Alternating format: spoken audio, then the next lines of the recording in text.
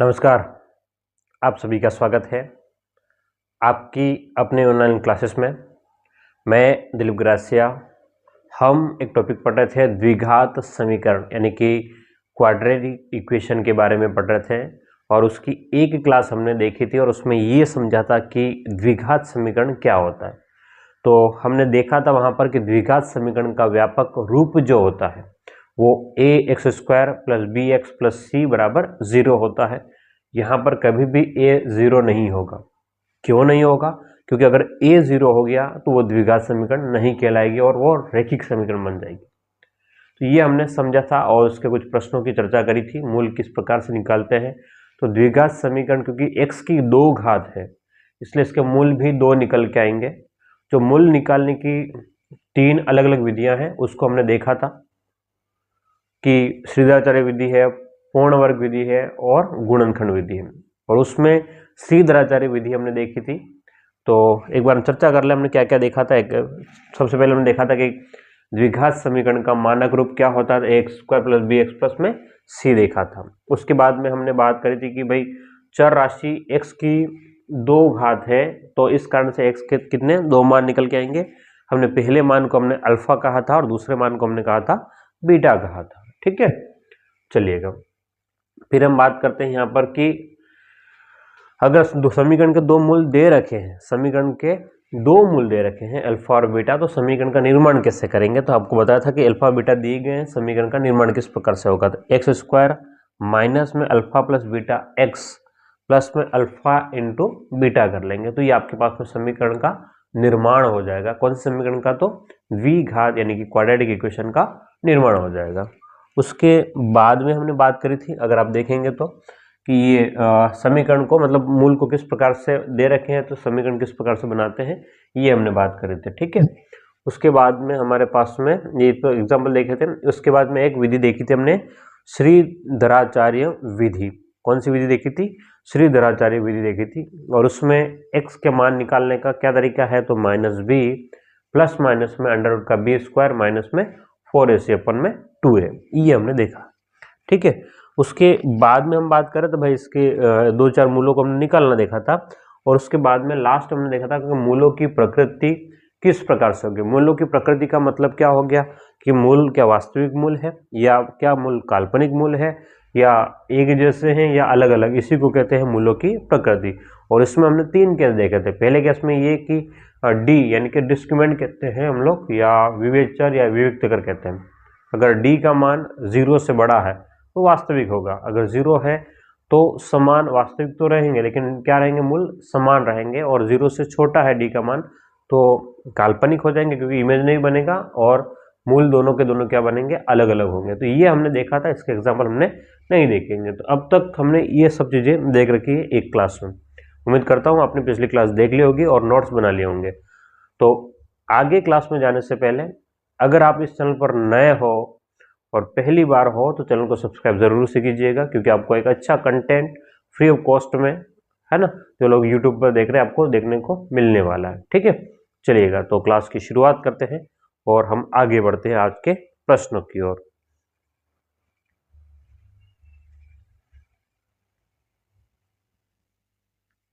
चलिएगा, तो जैसा हमने सुना है कि अब हम लोग मूलों की प्रकृति को ज्ञात करने के कुछ प्रश्नों की चर्चा करेंगे।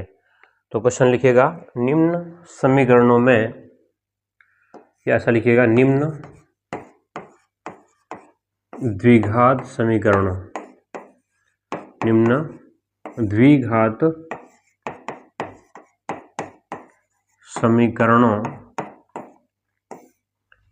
के मूलों की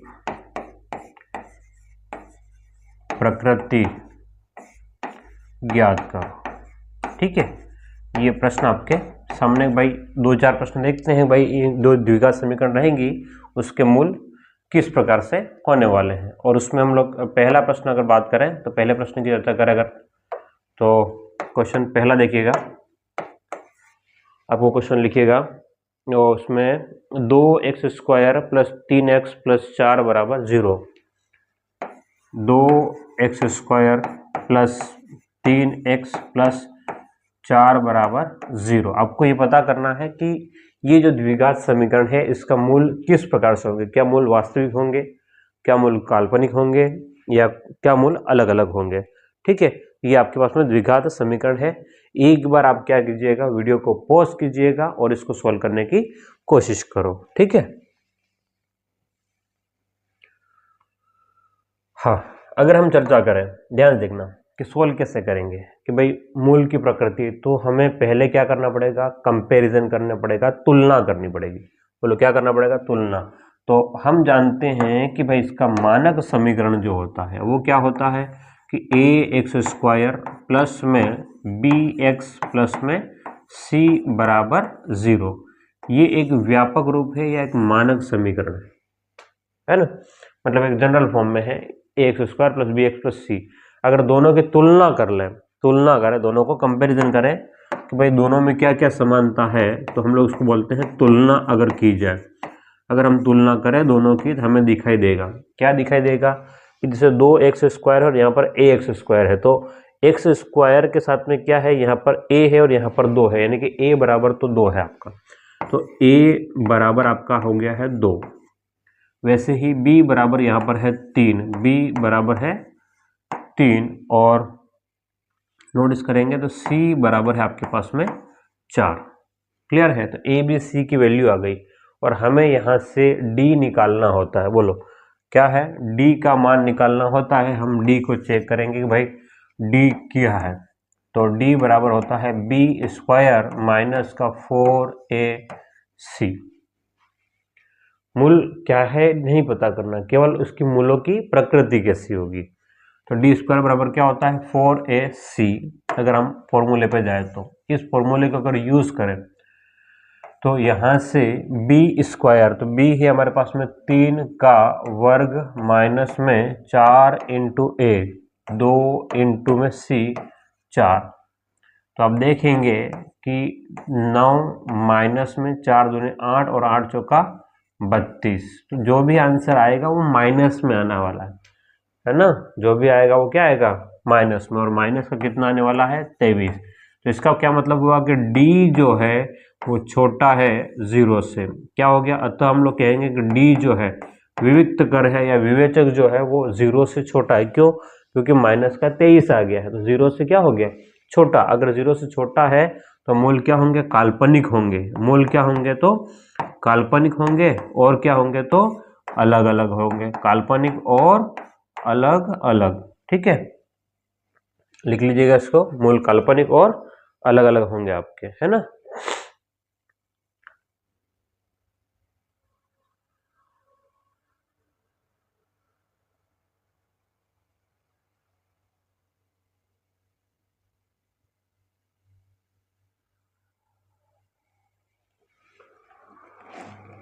हाँ जी, ठीक है, इसको लिखिएगा, मूल काल्पनिक और क्या होंगे, तो अलग अलग हो जाएंगे, है ना।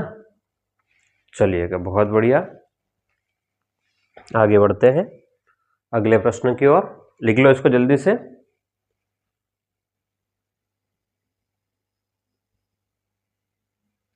हाँ, अगला प्रश्न बात करें,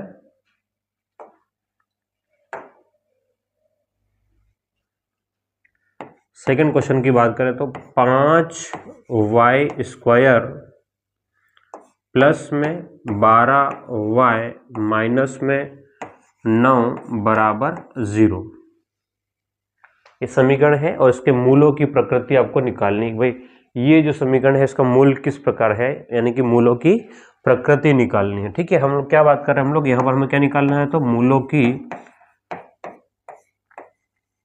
की प्रकृति आपको पता करना है, भाई मूल किस प्रकार से होगा। ठीक है, अगर हमें मूलों की प्रकृति निकालनी है तो हमें देखना पड़ेगा, मूलों की अगर प्रकृति निकालनी है तो यहाँ पर अगर कंपैरिजन करना पड़ेगा। बोलो क्या करना पड़ेगा, कंपैरिजन, यानी कि तुलना करनी पड़ेगी। और तुलना किस प्रकार से हम लोग करेंगे, बात को समझिएगा। तुलना करने के लिए आपको ध्यान से देखो कि किसके साथ में तुलना करना, व्यापक रूप से समीकरण से तुलना करना पड़ेगा। तो ए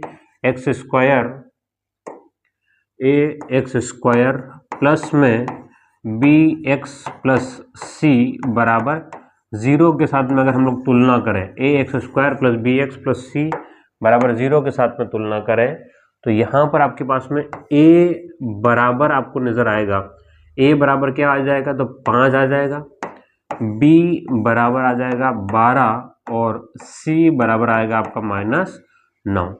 अब ये आने के बाद में हमें निकालना होता है डी। बोलो क्या निकालना होता है, डी। तो डी हम निकालें अगर, तो डी बराबर बी स्क्वायर माइनस में 4ac है ना। अगर ये निकाला है तो डी बराबर क्या होता है, बी स्क्वायर माइनस 4ac। तो यहाँ से डी बराबर हो गया बी स्क्वायर, तो बी का मान कितना है आपके पास 12, तो 12 का वर्ग माइनस में 4 इंटू ए, 5 इंटू सी माइनस का 9। अब देखेंगे 12 का 144 है ना, ये माइनस और माइनस प्लस है ना, 5 चौक 20 और 9 दूनी 18, 180। तो अब अगर देखेंगे तो जोड़ करके देखो ध्यान से, इसमें जोड़ में आंसर कितना आना इसको इंटरेस्ट नहीं है ना, इसको जोड़ में कितना आंसर आना इंटरेस्ट नहीं है, इसको इंटरेस्ट क्या है कि प्लस में आ रहा है कि माइनस में आ रहा है। तो आप देखेंगे ध्यान से, तो इनको जोड़ेंगे तो 4 और आपके पास में बन जाएगा 12 का 2 हासिल 1 और 324। तो ये आपके पास में क्या है, तो धनात्मक है, पॉजिटिव है। और अगर धनात्मक है ना, डी जो है वो बड़ा है 0 से, है ना भाई। देखो 324 0 से बड़ा है, अगर डी जो है 0 से बड़ा है तो मूल जो है, मूल क्या होंगे, वास्तविक होंगे। मूल क्या होंगे, तो वास्तविक होंगे, है ना भाई। जो भी रूट आएगा वो वास्तविक होने वाला है। और क्या होंगे, तो अलग अलग होने वाले हैं, अलग अलग होने वाले हैं। क्लियर है। तो ये हमारे पास में मूल वास्तविक और क्या हो जाएंगे, तो अलग अलग हो जाएंगे। ठीक है, तो इसको हम लोग नोट डाउन कीजिएगा, फिर आगे बढ़ते हैं अगले प्रश्न की ओर।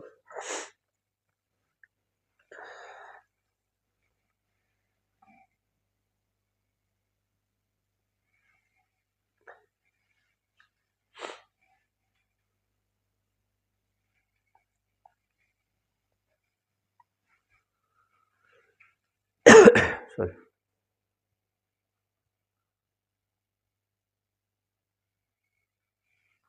हाँ, अगला प्रश्न देखिएगा। Question number 3, x square minus 4x plus में 4 बराबर 0। X square minus 4x plus 4x बराबर 0 के मूलों की प्रकृति ज्ञात कीजिए। मूलों की प्रकृति ज्ञात करो। ठीक है, इसके मूलों की प्रकृति आपको निकालनी है। तो अगर आपको इसके मूलों की प्रकृति निकालनी है तो इसको कंपैरिजन करना पड़ेगा आपको। किसके साथ तुलना करोगे, ए एक्स स्क्वायर प्लस में बी एक्स प्लस में सी बराबर 0, इसके साथ हमको कंपैरिजन करना होता है। अगर कंपैरिजन करके देखें, है ना, तुलना करके देखेंगे तो हमें डी नजर आएगा। ठीक है, डी से पहले आपको ए देखना पड़ेगा। तो ए अगर देखेंगे ए कितना आ रहा है, तो यहाँ से ए बराबर आपके पास में है 1x के साथ में। अब बी बराबर है माइनस का 4 और सी बराबर है प्लस का 4। अब हमारे पास में क्या करना होता है कि भाई डी निकालना होता है। तो डी बराबर बी स्क्वायर माइनस में 4ac, ये डी का मान है। अगर डी का मान ये है तो डी बराबर बी का मान कितना, -4 की घात 2 माइनस में 4 इंटू ए, 1 इंटू में सी 4। तो यहाँ से 16 प्लस का और माइनस का 16, तो 0 आ रहा है। तो डी का मान जो है, बोलो क्या, डी का मान जो है वो 0 के बराबर आ रहा है। हम लिखेंगे भाई डी बराबर अगर 0 है तो मूल जो होंगे वो वास्तविक तो होंगे, मूल वास्तविक लेकिन समान होंगे। वास्तविक और क्या हो जाएंगे, समान, वास्तविक तथा समान हो जाएंगे। तो ये आपके पास में दिख गया, आपको तीन क्वेश्चन आपको दिख जाएंगे कि मूल किस प्रकार से प्राप्त होने वाला है, काल्पनिक है, वास्तविक है कि। ठीक है, ओके। हाँ, एक आध प्रश्न और देखिएगा, फिर मैं आपको चेंज करवाता हूँ।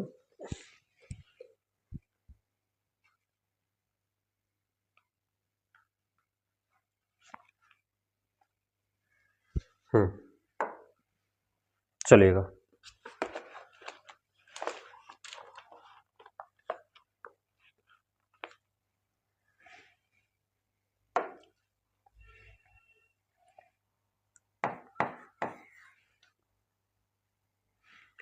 तीन एक्स स्क्वायर माइनस में 4√3 एक्स प्लस में 4 बराबर 0 है ना। बोलो 3x² माइनस का 4√3 एक्स प्लस में 4 बराबर 0, इसके मूलों की प्रकृति निकालनी है। अब तो आपको आइडिया लग गया होगा कि क्या करना है। देखो ध्यान से करना क्या है, इसमें बिल्कुल सिंपल सा काम करना है आपको। सबसे पहले कंपैरिजन कर लो a के साथ में, है ना। तो यहाँ से a मतलब पूरे द्विघात ax² प्लस में bx प्लस c बराबर 0 के साथ में अगर हम तुलना करें, अगर इसके साथ में हम तुलना करें तो हमको क्या नजर आता है। देखो ध्यान से, अगर नजर आएगा, क्या नजर आएगा कि a बराबर 3 है, a बराबर कितना है 3, b बराबर -4√3 है और c बराबर है 4। ए बी सी जो है वो तीनों तीन है। अब आपके पास में क्या प्रॉब्लम है, देखो ध्यान से यहाँ पर, तो हम d निकालेंगे और d बराबर होता है b² माइनस में 4ac।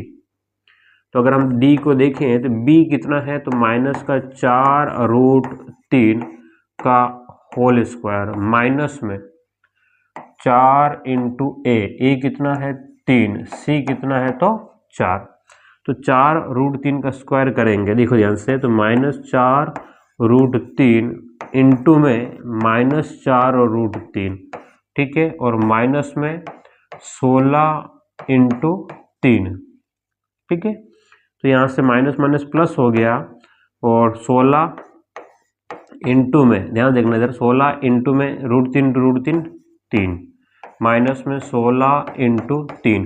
देखो 16 इंटू 3 48, आपस में कट करके कितना 0। तो मूल क्या होंगे भाई, d का मान 0, d बराबर कितना हो गया आपके पास में, d बराबर 0। तो मूल वास्तविक, मूल जो होंगे वो क्या होंगे, एक तो वास्तविक होंगे और दूसरा क्या होंगे तो समान होंगे। वास्तविक या नहीं लिखते हैं, दूसरा क्या होंगे समान, ठीक है। वास्तविक भी होंगे और क्या होंगे समान। कि भाई क्या होंगे, मूल नहीं पूछ रहा है, मूल कैसे होंगे, तो मूल वास्तविक भी होंगे और समान भी होंगे। क्लियर है। तो ये हमने मूलों की प्रकृति ज्ञात कर ली। थोड़ा आगे बढ़े, अब आगे कुछ और मैटर की ओर देखें। देखो ध्यान से, लिख लो जल्दी से इसको।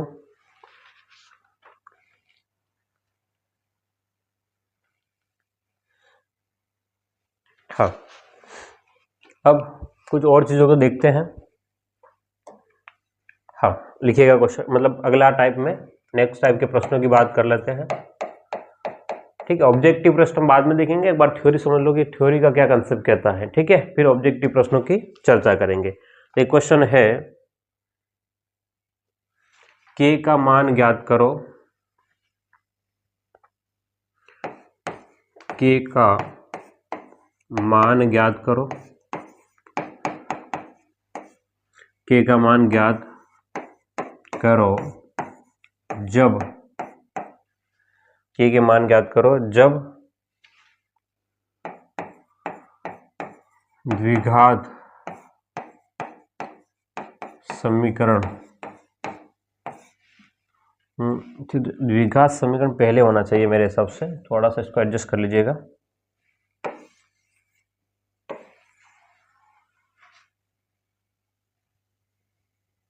हाँ, द्विघात समीकरण में, द्विघात समीकरण में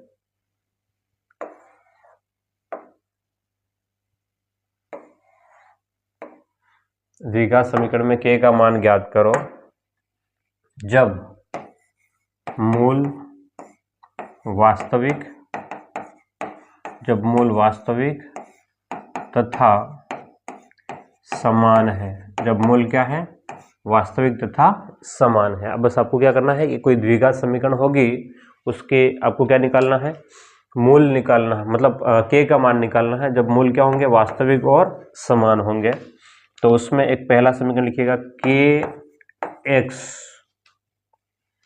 एक्स माइनस 2 प्लस 6 बराबर 0। ये समीकरण है आपके सामने, ठीक है। ध्यान समझिएगा कि हमें क्या करना है कि भाई के का मान पता करो। कह रहा है कि द्विघात समीकरण के मूल क्या है, एक तो वास्तविक है और समान है, ठीक है। तो इसको एक बार एडजस्ट कर लेते हैं हम लोग।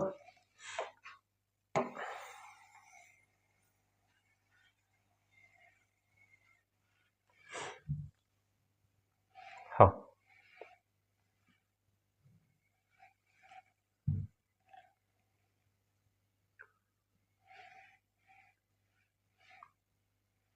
ओके। देखो, इस टाइप के प्रश्नों को सॉल्व करने के लिए पहले आपको द्विघात समीकरण दिखाई देना चाहिए। क्या दिखाई देना चाहिए आपको? पहले द्विघात समीकरण क्लियरली दिखाई देना चाहिए, अदरवाइज आपके लिए कंफ्यूजन हो जाएगा, गड़बड़ हो जाएगा। तो पहले इसको एक व्यापक रूप में लेके आओ। व्यापक रूप क्या होता है कि भाई हम जानते हैं कि द्विघात समीकरण का जो व्यापक रूप जो होता है वो तो A X square plus B x plus C होता है। द्विघात समीकरण का व्यापक रूप क्या होता है? A X square plus B x plus में सी होता है। जिसको एक बार जो है सोल्व करना है वो सोल्व कर लो, गुणा करना हो गुणा कर लो। तो यहाँ के एक्स का गुणा, ध्यान देखना, इस के एक्स का गुणा एक्स में करेंगे तो के एक्स स्क्वायर हो जाएगा। के एक्स का गुणा -2 में करेंगे तो -2 के एक्स हो जाएगा, और प्लस में 6 में करेंगे तो +6 बराबर 0। अब करेंगे तुलना। बोलो क्या करेंगे? तुलना। तुलना किसके साथ में करेंगे? देखो ध्यान से, तुलना किससे करेंगे? तो तुलना करेंगे उसके साथ में, किसके? ए एक्स स्क्वायर प्लस में बी एक्स प्लस में सी बराबर 0। इसके साथ अगर तुलना करें तो यहाँ से हम कह सकते हैं भाई ए जो है हमारे पास में एक्स स्क्वायर के साथ में क्या है, तो यहाँ पर ए जो है वो के है। अगला बी जो है वो माइनस का 2 के आने वाला है, और सी जो है वो हमारे पास में 6 है, ठीक है। अब हम क्या करें? इसने कहा है, क्या कहा है कि मूल्य जो है के का मान ज्ञात करो। मूल क्या है? वास्तविक, है ना। मूल वास्तविक और क्या है? समान। तो जब मूल वास्तविक कब होते हैं ये आपको पता होना चाहिए कि भाई किसी भी द्विघात समीकरण के मूल वास्तविक तब होते हैं जब d का मान बराबर हो 0 के। तो मूल वास्तविक होने के लिए शर्त होती है d बराबर क्या होना चाहिए? 0। या फिर हम यह कह सकते हैं कि बी स्क्वायर माइनस 4ac बराबर क्या होना चाहिए? 0 होना चाहिए। d का मतलब ही बी स्क्वायर माइनस 4ac होता है। उस कंडीशन पर आपके पास में, क्योंकि d तो डायरेक्ट दिखाई नहीं देगा, तो बी स्क्वायर माइनस 4ac अगर हम लोग निकालें तो बी स्क्वायर क्या है?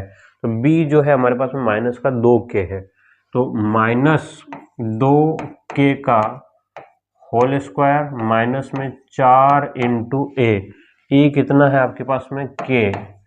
c कितना है? तो c है 6 बराबर 0।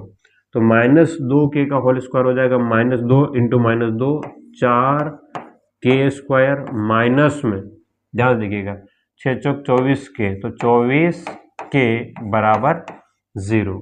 तो यहाँ से देखिएगा ध्यान से क्या कॉमन आ सकता है, तो यहाँ से 4k कॉमन आ सकता है। 4k हमने बाहर ले लिया, अंदर हो गया k माइनस 6 चौक 24, है ना।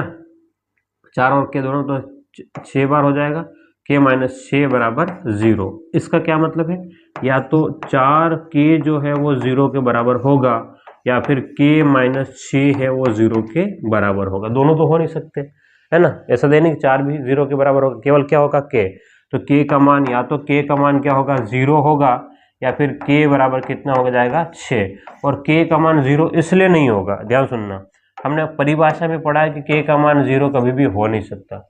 अगर k का मान 0 हो गया, देख के बताओ यहाँ पर, अगर ये मान 0 हो गया तो पूरा के पूरा द्विघात समीकरण ही गायब हो जाएगा।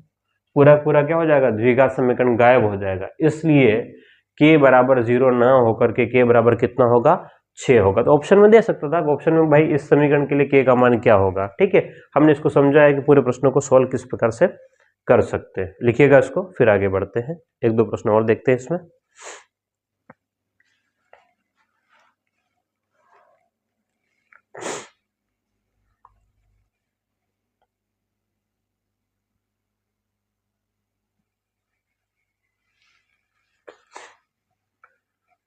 हाँ, द्विघात समीकरण में k का मान ज्ञात करो। ठीक है, ये पहला प्रश्न था आपका।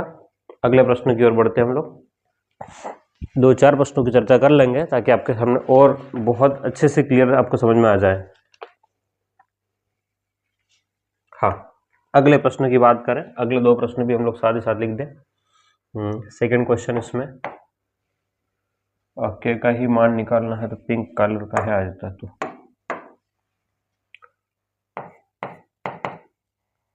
हाँ जी, सेकंड क्वेश्चन क्या है, एक्स स्क्वायर माइनस में 2k+1 एक्स प्लस में के स्क्वायर बराबर 0। एक तो ये है। ठीक है, एक क्वेश्चन में। अगले क्वेश्चन की ओर बात कर ले तो 2-4 क्वेश्चन एक ही साथ लिख दो ताकि इजी हो जाए चीजें। 2x² प्लस में kx+3 बराबर 0। ठीक है, एक प्रश्न ये हो जाए और एक और प्रश्न देख लेते हैं हम लोग। k+4 x² माइनस में 2k-1x प्लस में 1 बराबर 0। ठीक है, ये समीकरण क्वेश्चन नंबर कितना हो गया आपके पास में, 1, 2 और एक ये हो गया, एक ये हो गया और इसका अगला ये हो गया। ठीक है, तो 3-4 प्रश्न हमारे पास में हो गए। इन 3-4 प्रश्नों को सॉल्व कर लेते हैं हम लोग। चलिएगा देखिए, हाँ ये तो हो गया था। इस प्रश्न की बात करें कि ये प्रश्न आपके सामने है, क्वेश्चन नंबर सेकेंड। अब इसमें k का मान निकालना है। ठीक है, k का मान ज्ञात करना है जब क्या है, मूल वास्तविक और बराबर है ना। क्या कह रहा है कि k का मान निकालो। इसमें प्रश्न लगे लिखना लिख देना, बार बार यही चलना है। k का मान जब मूल वास्तविक और क्या हो, बराबर, वास्तविक और बराबर हो, उस स्थिति में देखो ध्यान से, पहले एक बार द्विघात समीकरण को क्लियर कर लेना हमारे लिए जरूरी है। हमारे पास में द्विघात समीकरण का मतलब x² की फॉर्म बनेगा, भले ही k दे रखा, k हमारे लिए अचर है। ठीक है, तो ये आपके पास में x² माइनस 2, ये पूरा पूरा समीकरण आपको दिख रहा है। अगर कंपेरिजन कर लो, किससे कंपेरिजन कर लोगे आप लोग, ax² है ना, ax² प्लस में bx+c बराबर 0 से अगर हम तुलना करें, ax² प्लस bx+c बराबर 0 से अगर तुलना करें तो हमें दिखाई देगा, बहुत बढ़िया चीज़ें दिखाई देगी। क्या बढ़िया चीज़ें दिखाई देगी, देखो ध्यान से कि ax² और इधर x² है, तो a बराबर हो गया 1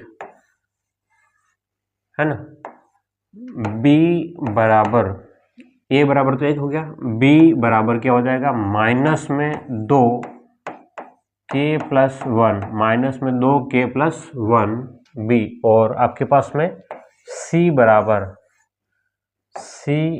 हो गया k², c बराबर हो गया k²। ठीक है, a b c, तो a b c आपको दिख रहा है, a बराबर 1 है, b बराबर माइनस का 2k+1 और c बराबर k²। ये 3 चीजें आपके सामने हैं।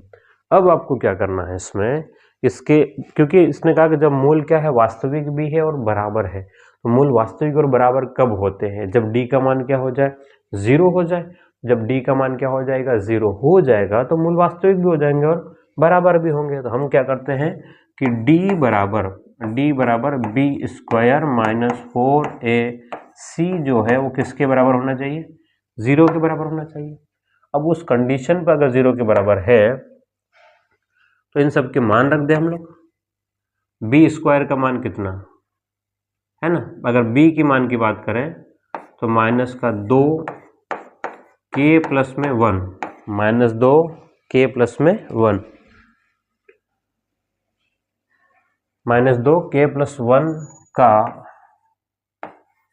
होल स्क्वायर कर लेंगे, माइनस में 4ac, तो 4 इंटू a का मान कितना है 1, c का मान कितना है तो k² बराबर में क्या है तो 0। क्लियर है, तो यहां से अगर आप देखेंगे, इसको सोल्व करेंगे तो -2 का स्क्वायर हो जाएगा 4, के प्लस 1 का होल स्क्वायर, तो के स्क्वायर प्लस में 2k प्लस में 1 माइनस में 4 इंटू के स्क्वायर, तो 4k स्क्वायर बराबर 0। जब आप गुणा करेंगे इसका तो आपके सामने ये दिखाई देगा कि भाई ये क्या बन जाएगा, यहां से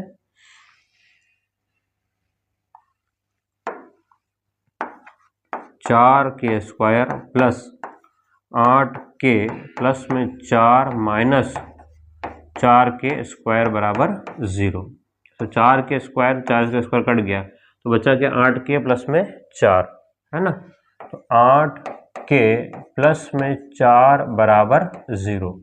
8k प्लस में 4 बराबर आपके पास में क्या हो गया 0। अब अगर ऐसा है तो 8k बराबर हो गया माइनस का 4, तो k बराबर हो गया माइनस 4 बटे में 8, तो k बराबर हो जाएगा माइनस का 1/2, माइनस में 1 बटे में 2, क्योंकि 4 के पार्ट से क्या हो जाएगा कट जाएगा। तो ये आपके पास में k का मान निकल के आ जाएगा। क्लियर है?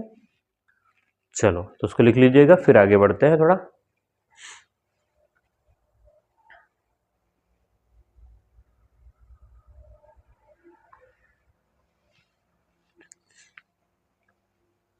हाँ जी, एक आध प्रश्न और देखें। चलिएगा, एक प्रश्न आपके सामने है, इसमें कोई ज़्यादा गुणा वुणा नहीं करना है। देखिएगा, तो अगर तुलना करें हम लोग, किससे तुलना करें कि भाई ए एक्स स्क्वायर प्लस में बी एक्स प्लस सी बराबर 0 से अगर हम तुलना करें, A X square plus B x plus C बराबर 0 से तुलना करें तो हमें कुछ बातें नजर आएगी। क्या नजर आएगी कि ए बराबर 2, बी बराबर के और सी बराबर 3। तो क्योंकि डी है वो 0 आना चाहिए, यानी कि या फिर हम क्या कहते हैं कि बी स्क्वायर माइनस का 4ac बराबर क्या आना चाहिए 0। तो b जो है बी स्क्वायर यानी कि के स्क्वायर माइनस में 4 इंटू ए 2 इंटू सी का मान कितना है 3 बराबर 0। तो के स्क्वायर माइनस में देखो 12 दूने 24, तो 24 बराबर 0। ठीक है, तो के स्क्वायर बराबर कितना हो गया 24, तो के बराबर आ गया 24 का वर्गमूल। तो अगर 24 का वर्गमूल का बनाना चाहें तो 6 इंटू 4 कर सकते हैं, है ना। तो भी के बराबर आ जाएगा प्लस माइनस में 2 रूट, देखो क्या आ जाएगा के बराबर, हाँ 2 रूट कितना था यहाँ पर 24 था, 6 इंटू 4 है ना, तो 2 रूट 6, 2 रूट में कितना आएगा 6, के का मान आ जाएगा 2 रूट में 6 आ जाएगा। क्लियर है? क्योंकि 24 और 24 का वर्गमूल तो बराबर यही आएगा, है ना।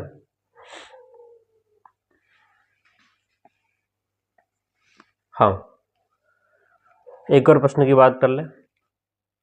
आपके सामने ये प्रश्न था, देखिएगा,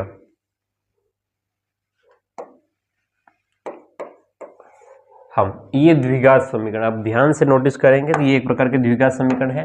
आपको देखना पड़ेगा भाई द्विघात समीकरण कैसे दिखाई दे रही है। ये पूरा का पूरा आपके पास में है ना, नोटिस करो ये पूरा पोर्शन आपके पास में जो दे रखा है वो ए है, ये पूरा पोर्शन आपके पास में जो दे रखा है वो क्या है आपके पास में बी है, और ये पूरा पोर्शन आपके पास में सी है। ठीक है, तो हम कंपेयर करेंगे, तुलना करेंगे ए एक्स स्क्वायर प्लस में बी एक्स प्लस में सी बराबर 0 से अगर हम तुलना करें, A X square plus B x plus C बराबर 0 से अगर तुलना करें तो यहाँ से देखो ए एक्स स्क्वायर, तो यहाँ ए बी सी के मान आपको दिखाई दे रहे हैं। हमारे पास में डी बराबर क्या आना चाहिए 0, या फिर हम ये कह दें कि बी स्क्वायर माइनस 4ac बराबर 0 आ जाना चाहिए। उस पॉइंट ऑफ व्यू से अगर b का मान देखें तो माइनस का 2 के माइनस 1 का होल स्क्वायर माइनस में 4 इंटू ए कितना है तो k प्लस में 4 ए, और आपके पास में b कितना 4ac, c कितना है तो 1। 61 ज़्यादा हो गया, इसको वापस इधर लेके आओ।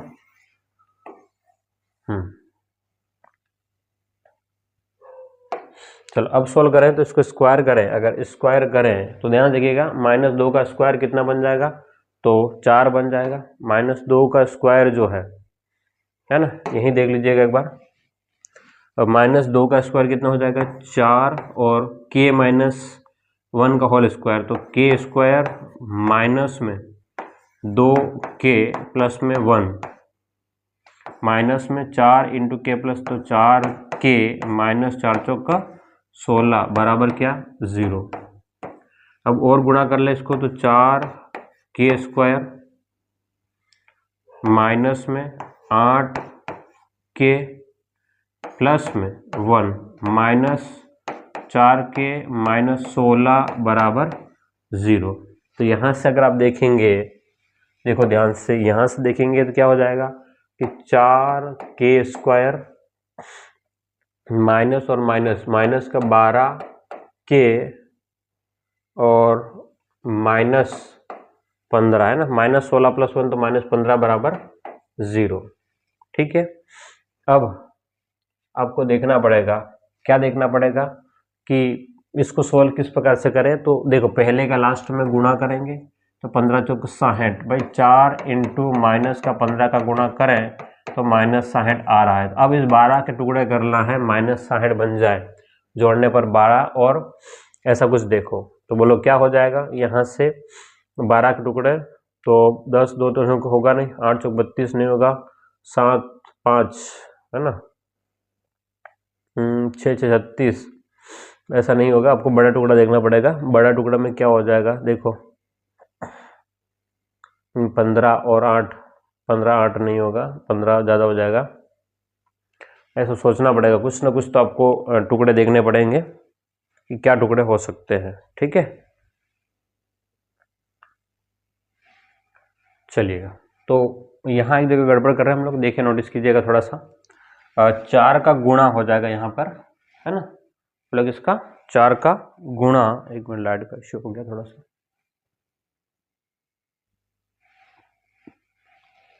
हाँ थोड़ा सा यहाँ पर लिखने में गड़बड़ी हो गई, एक बार नोटिस कीजिएगा। 4k स्क्वायर माइनस 8k, और 4 का गुणा करेंगे तो प्लस का 4 होगा। ठीक है, तो ये चेंज करना पड़ेगा थोड़ा सा, एक बार लिखने में गड़बड़ी हो गई, इसको प्लस का 4 बना लेना ना। ठीक है, तो यहाँ से 4k स्क्वायर और माइनस का 12k, 4 प्लस का और -16 का, तो प्लस का 16 में से 4 गया तो प्लस का 12 बराबर 0।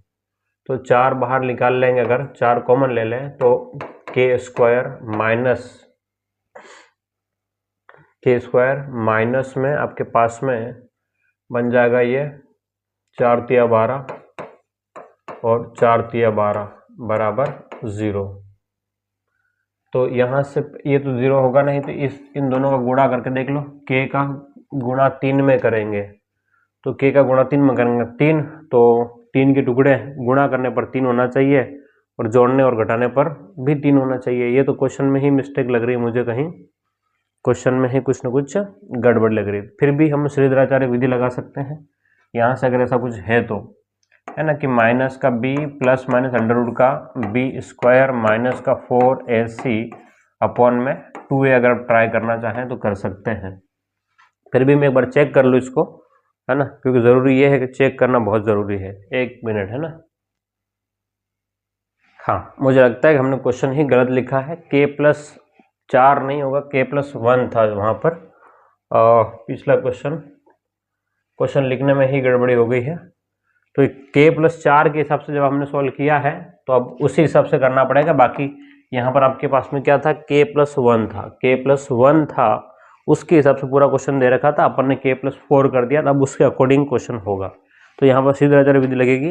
देखो ध्यान से मैं सॉल्व करता हूँ, कोई दिक्कत नहीं। माइनस का b, तो माइनस में माइनस का 3 प्लस माइनस अंडर रूट का b स्क्वायर, 3 तिया 9, माइनस में 4 इंटू a, 1 इंटू सी जो है ना, सी जो है वो 3 है बटे में 2a, 2 इंटू ए कितना है, तो यहाँ पर 1 हो जाएगा।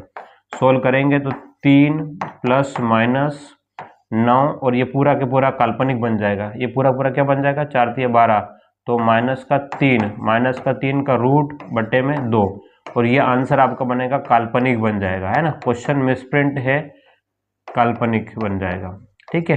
हाँ, तो आंसर क्या बन जाएगा, इसकी वजह से पूरा पूरा आंसर बन जाएगा काल्पनिक।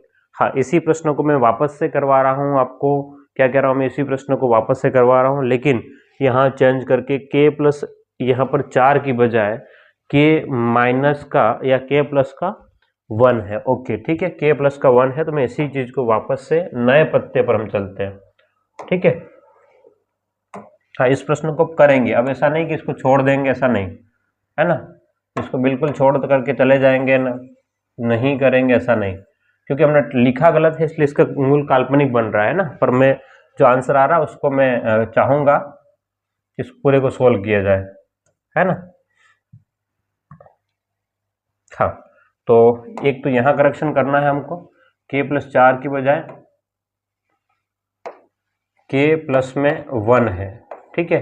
तो अब आपके पास में ये पूरा पूरा द्विघात समीकरण ही है, तो अब ज़्यादा समय नहीं खराब करके हम लोग सीधा लिखेंगे b स्क्वायर माइनस 4ac में हम मान रख दें, तो b का मान कितना है, माइनस का 2 k माइनस 1, है ना, का होल स्क्वायर माइनस में 4 इंटू ए, k प्लस में 1 और c का मान है इंटू में 1 बराबर 0, ठीक है। तो उस कंडीशन पर, भाई क्या प्रॉब्लम हो रही है तेरे को बार बार,